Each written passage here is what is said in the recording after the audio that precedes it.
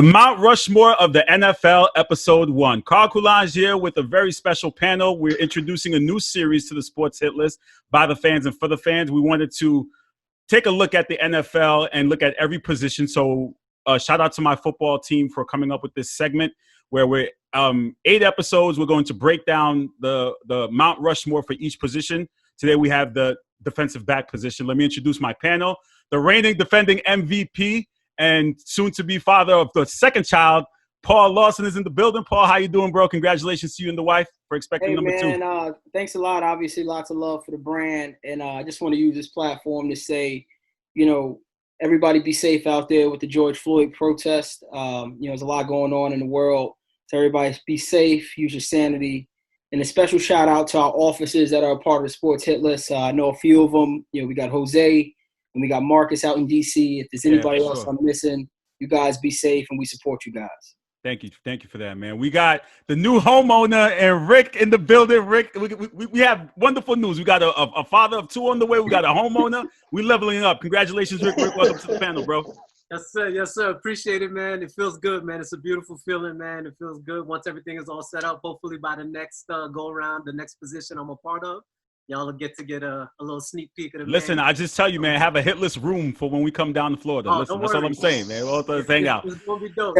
Listen, we got Travis, who's now flipping to Patrick Mahomes' argument. Come on, man.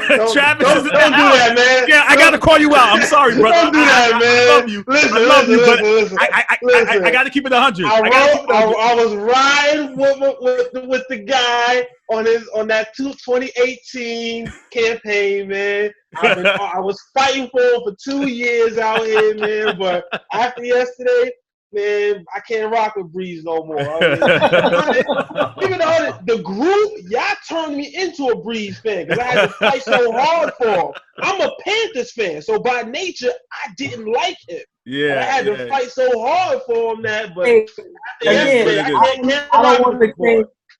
I don't want to change topics. I don't know what was worse, yesterday from Drew Brees or the PR statement he released this morning. Listen, that's another vlog for another day, man. We could get into that. How about Jake Fromm? That's just standard SOP nowadays. You say something crazy, so let me get into Andrew. Andrew, welcome to the panel. Thank you for filling in for us. I know Greg was supposed to be here, but thank you for coming in last minute. We appreciate it. Broncos all day, right? All day. I'm from Brooklyn, born and raised, but you can see where my heart is. All right. So let me explain the rules to the fans and see how we're going to do this. Each member on this panel is going to get 4 picks for their Mount Rushmore for defensive back. And then as a group, everyone will pick one person to make the ultimate hit list Mount Rushmore. Let's go to the homeowner first down in Florida. Rick, who are your top 4 for defensive back? All right. So we're going all 4. We're doing one by one. No, all 4. Tell me who your 4 are right now. First up, you already know, man. I've had this little conversation with some heads over the course of the past couple of weeks. I wanted this kind of like what kind of brought things out. I was inspired today by my man Mike Miller to kick things off with some antics. My first and number 1 choice on my defensive back Mount Rushmore is going to be my personal GOAT. As far as I'm concerned, the absolute greatest defensive player to ever play football. Lawrence Taylor's close. My man, primetime Deion Sanders. Absolutely. That's my guy. I'm going to get the jersey on. And I went throwback number 2 Florida State, because I'm a Dolphin fan, so you ain't going to catch me in no Cowboys, Falcons, or 49ers gear, All right. Cool. Okay. Who's your number 2? All right. So number 2, we're going with Ronnie Lott. Ronnie Lott, for me, I think is without a doubt, probably among the top safeties, natural safeties of all time. So that's my second guy for sure. Okay. 3? Number 3, we're going to go with Rod Woodson. So I know a lot of the debate is always between Rod Woodson and Deion Sanders most of the time, generally, as far as it comes to the GOAT for cornerbacks. But for me, he's a little bit behind Mr. Primetime. And last one. Definitely a little tough. I feel like the first 3 were a little bit of a gimme. I went back and forth on it a little bit, and I ended up going with Mr. Ed Reed as my 4th guy. Again, I think one of the top safeties of all time, especially what he was able to do during that era to kind of, carry those Baltimore teams. All right. So we got Deion Sanders, Rodney Locke, Rod Woodson, and Ed Reed, right? Yes, sir. All right. Travis, Who's your pick for your top Mount Rushmore? All right. We're gonna start off with the number. And one remember, pick. you're just listing them. You see how Rick kept it nice, short, and sweet? All right, let's try to keep it under those Come on, man. rules. You already know who you're dealing with here, man. All right. Go ahead. Right now, talking, you're cutting into my time. Go ahead. All right, we're gonna start off with Ronnie Lott, man. That's easy right there, number one, man. The man played cornerback and safety. My man cut off a finger to play football. Like, it's over at that. You cut off a finger. Okay. Number one, all time. Next, we're going to go Deion Sanders at number 2 right there. That's simple. He's prime time, you know what I mean? He was one of the, like he said, you look good, you play good, you feel good, they pay good. You know what I'm saying? That's how it was, my man Deion. Number 3, I'm going to go Rod Woodson, man. Rod Woodson, he was Deion before Deion out there, man. He was out there in the cornerback position. He was not only a Pro Bowl and All-Pro at the cornerback position, but also transitioned to safety to later in his career. And then that 4th spot, man. That 4th spot was hard, man. It came down between Ed Reed, Charles Woodson, Dick Knight, Train Lane, and Darron Green. But at the end of the day, I had to go Charles Woodson on it. I see how people go Ed Reed, but Charles Woodson got over 400 more tackles. He has 1 more interception, just as many TD returns. And he's the only player to ever have 60 interceptions and 20 sacks in the NFL. Okay, so we got Rodney Lott, Deion Sanders, Rod Woodson, and Charles Woodson. That's your 4. Yep. MVP? So first of all, I want to start off by saying, Travis, stick to the script. He asked you to list the 4 names. You list the 4 names. We didn't ask for metrics, all right?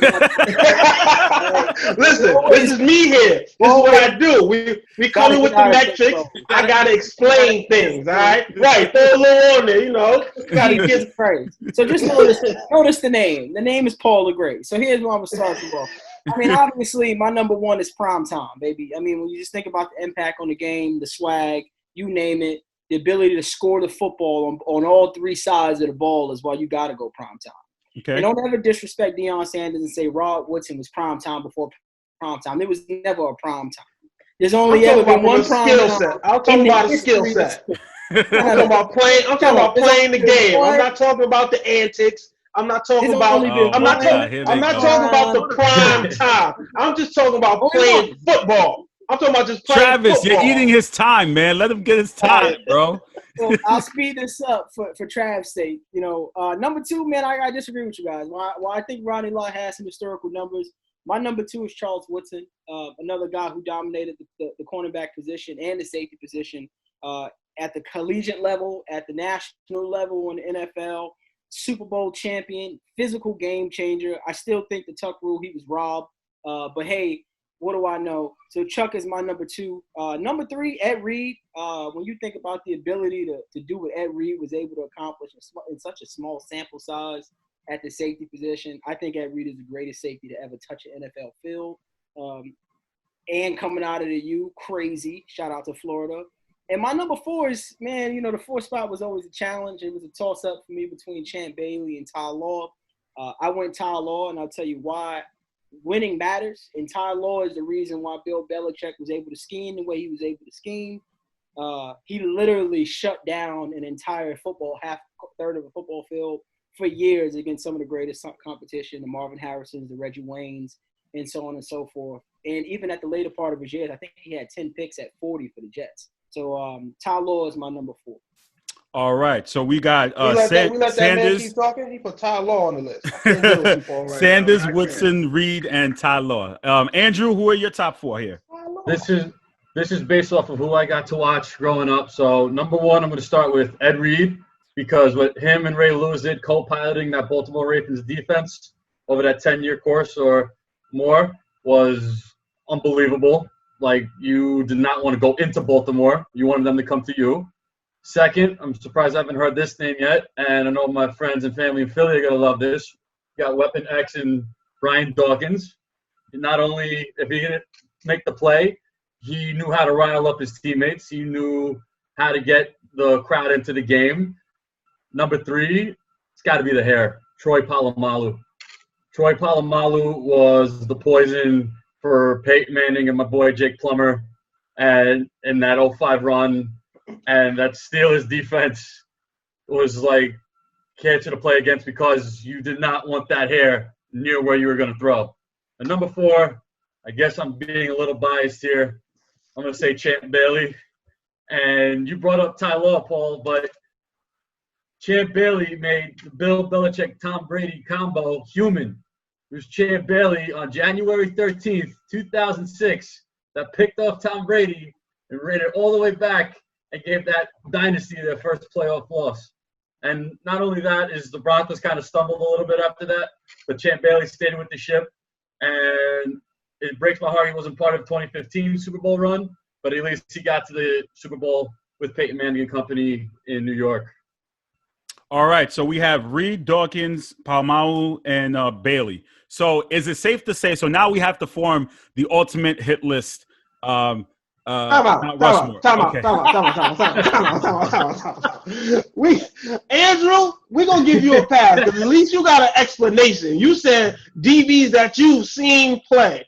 But, Paul, you going to sit here and try and tell me that you put Ty Law on the list of Mount Rushmore. Absolutely. Like, you skipped over Ronnie. Did you put Ronnie Lott on your list? Nope.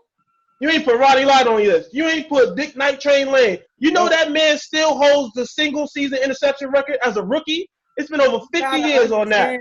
Let that go. You let Darryl Green go. You're going to sit here and tell me Ty Law. Go ahead. You got the floor. I need you to explain this. Darryl Green was a perennial loser on the Washington Redskins his whole career. So you could be out there playing cornerback, being the fastest guy on the field. Excuse my French, the shit means nothing, all right? He wasn't winning games. He's one of the leaders in interceptions. Okay, gentlemen, listen, I would love to sit here and watch you guys go at it. Let me get the shot in there real quick. Yo, Rick, look. I need to know. Won games. He won football games. Is Rondo even in the Hall of Fame? Absolutely. He is? 2019. Okay. I got to make sure. Okay, listen. All right. So, this is where the debate begins. Somebody seems to have the same kind of person on their list, right? So, is it safe to say, can I put Deion Sanders ultimately on the ultimate hit list? That's fair to put. Absolutely. Yes. Okay. Yes. So, Deion Sanders goes on for sure. Okay.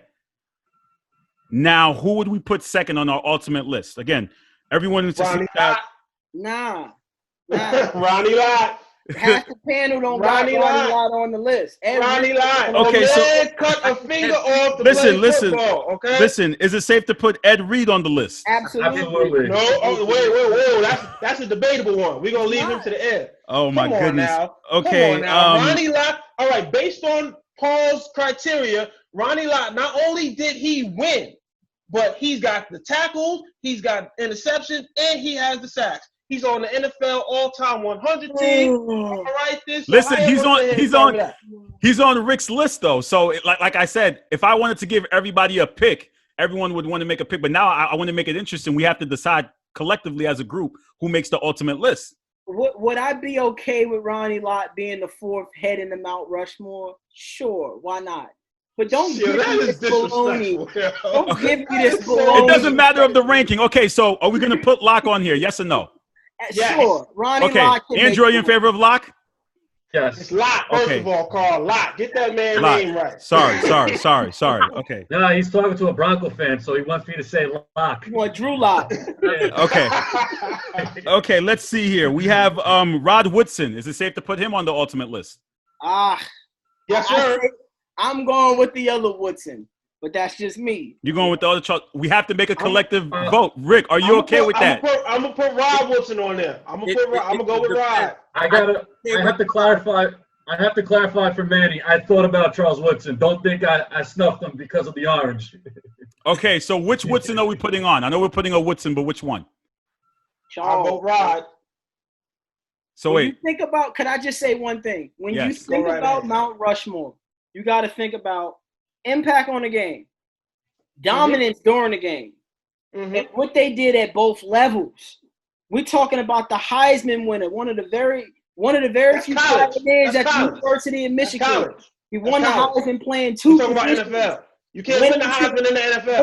Went into the NFL. And When the last time they awarded the Heisman in the NFL? Listen, Rick, jump in here, man. You've been kind of quiet since you talked in the first segment, bro. Listen, got 1,000 tackles, bro, at the corner. Can you guys let Rick say a word? Rod Woodson got 1,100 tackles. Can you let Rick say a word? I'm trying to get over here, But man. here's the thing. Between the Woodsons, I didn't have Charles on my list. I did go with Rod. But I'll be completely honest. If I personally had to pick between the two Woodsons, I would probably lean Charles. Okay, so he's saying Charles. I feel like this is generational bias, right? I feel like because we ain't see Rod like that. Okay, so wait, okay. So Rick says Charles, right? I would lean Charles, but here's the thing. I in my opinion, I think Ed Reed should definitely be on there. So if I got to pick between either one of the Woodsons and Ed Reed, it's going to be Ed Reed, and then we'll worry about it after. Okay, so fine. Okay, so who picked Lot? So wait, Travis, you picked Lot, right? You did. Yeah. He did. So that's his pick. Everyone kind of picked Deion. So Rick, you kind of got the Deion Sanders pick because you got the jersey on. Hold on 1 second. He got the Deion Sanders pick. You got the Lot pick. If I'm being interest of fairness, so the next two are basically up to the MVP and Andrew. If we're going fairness right now, right? That's how we wanted to do it. Okay, let me just start 1 point with the Woodsons. If you're gonna pick Rod Woodson, he made All-Pro at corner and safety. Charles didn't make it at both.